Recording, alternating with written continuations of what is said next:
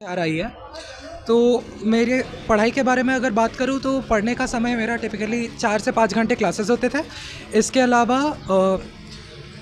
6 से 7 घंटे आप सेल्फ स्टडीज़ की मान लीजिए। तो सेल्फ स्टडी का प्रोसेस में मतलब इसको मैं एक तो टीचर से गाइडेंस लेता था कि पढ़नी कैसे है और मतलब किस तरह से आगे प्रोसीड करना है, या डाउट्स पे ज़्यादा ध्यान देना है या नए टॉपिक्स पे ज़्यादा ध्यान देना है। कभी भी पुराने टॉपिक्स को नए टॉपिक्स के मतलब उनको सैक्रिफाइस करके रिवाइज़ नहीं करना है। मतलब नए चीज़ों को तो सीखना ही है और पुरानी चीज़ें उसके साथ जितने हो सकते हैं उतने करने हैं। इसके अलावा आपके पढ़ाई के प्रोसेस में मैं बिलीव करता हूँ कि थियोरी और प्रॉब्लम प्रैक्टिस के बीच में अल्टरनेट करना चाहिए। तो थियोरी जितना देर पढ़ रहे हैं, मतलब अगर मैं एक ऐसा दिन लूँ जहाँ पे क्लासेस नहीं है तो इसको ऐसे स्प्लिट कर लेता था कि 3-3 घंटे के सिटिंग्स बनाता था और एक 3 घंटे के स्लॉट में प्रॉब्लम प्रैक्टिस किए या पास्ट ईयर क्वेश्चंस उठाए। नेक्स्ट स्लॉट में थ्योरी याद की या फिर कुछ ऐसे सवाल है जो अटके थे उनको एक बार देख लिए, या फिर कोई कॉन्सेप्चुअल एरर है तो इनको देख लिए। तो इनके बीच में अल्टरनेट करने से कभी दिमाग पे बहुत ज़्यादा लोड या स्ट्रेन नहीं पड़ा। और प्रिपरेशन के पर्सपेक्टिव से मैं बस यही बोलूँगा कि अपने ऊपर कॉन्फिडेंस रखिए।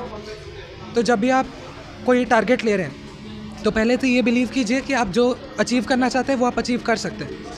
और कभी भी लो फील करें या किसी भी तरह का मेंटल प्रॉब्लम है, इमोशनल प्रॉब्लम है, या फिर हो सकता है कॉन्सेप्ट रिलेटेड प्रॉब्लम है, तो टीचर्स, पेरेंट्स, फ्रेंड्स सबके साथ डिस्कस कीजिए। थोड़ा जी एडवांस के बारे में अगला क्या तैयारी रहेगी? तो नेक्स्ट अभी जेई मेंस के बाद तो प्राइमरी गोल तो जेई एडवांस्ड ही है। तो जेई एडवांस में मेरा टारगेट है कि मैं आईआईटी बॉम्बे में कंप्यूटर साइंस ब्रांच सिक्योर कर लूँ और इसके बाद इसको फर्दर इसमें घुसने के बाद मैं एस्ट्रोफिजिक्स परस्यू करना चाहता हूँ।